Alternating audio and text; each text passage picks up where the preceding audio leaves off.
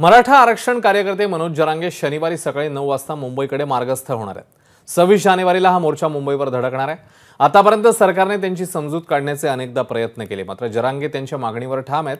54 लाख कुणबी प्रमाणपत्र दिल्याशिवाय मी मागे हटणार नाही अशी भूमिका त्यांनी घेतलेली आहे। आता जरांगेंचा हा पेपर सरकार कसं सोडवतं ते पाहावं लागेल। आपच्या दुरुस्तीच्या नावाखाली वेळ मारून न्यायचा आहे, एवढंच काम सुरू आहे। तुम्हाला लक्ष घालण्याचं आव्हान करून तुम्ही घालणार नसाल, मग मात्र आम्ही मुंबई सोडित नाहीत।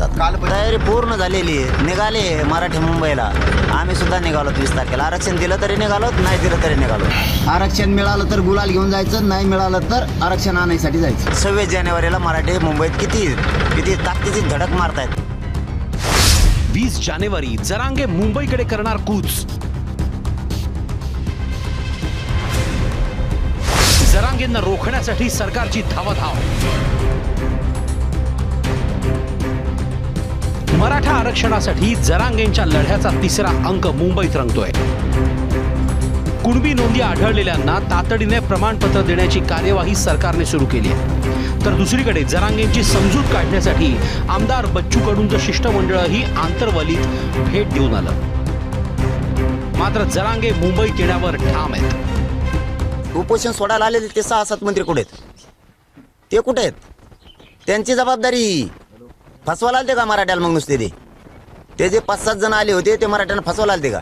याच्यामध्ये शिंदे साहेबांना आणि फडणवीस साहेबांना ताकदीने आता लक्ष घालणं गरजेचं आहे, आणि त्या दुसऱ्या पवार साहेबांना सुद्धा ताकदीने याच्यात लक्ष घालणं गरजेचं आहे। कोणीही आता मागं न राहता याच्यात लक्ष घालणं गरजेचं आहे, आणि तुम्हाला लक्ष घालण्याचं आव्हान करून तुम्ही घालणार नसाल, मग मात्र आम्ही मुंबई सोडित नाहीत।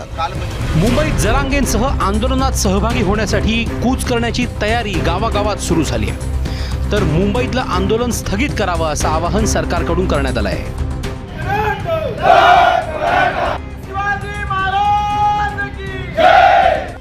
माननीय आता बघा, माननीय बच्चू कडू साहेब गेले 3 दिवस रोज जातात, मग ते स्वतः त्यांच्याशी चर्चा करतायत। मी आज आपल्या माध्यमातून त्यांना विनंती करतो की आमची सुद्धा चर्चा करायची तयारी आहे, पण काय होणार आहे? एवढी मोठ्या संख्येने लोक मुंबईत आली, मुंबईमधल्या लोकांची गैरसोय होणार। मुंबई मला माणूस मिनिटाला चालत असतो, म्हणजे मिनिटावर त्यांचे दिनक्रम त्यांचा ठरलेला असतो। त्यांची गैरसोय होऊ नये, बाहेरनं मुंबईत जाणाऱ्या लोकांची गैरसोय होऊ नये, ही शेवटी आमची भूमिका आहे। मागासवर्ग आयोग आहे तो आपण नव्याने गठीत केलेला आहे, त्याच्यावर जस्टिस सुकरे आणि आणखी टीम काम करते।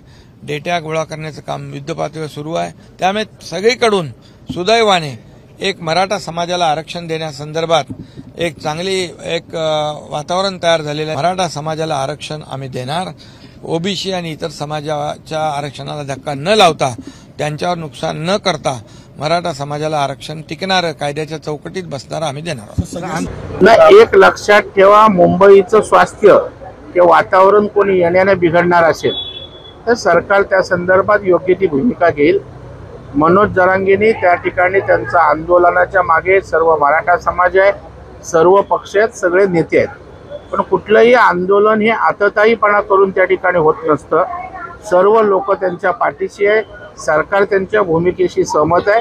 कायद्याच्या चौकटीत बसून मराठा समाजाला आरक्षण दिलं जाणार आहे, न्याय दिला जाणार आहे। मात्र आता जरांगे थांबणार नाही।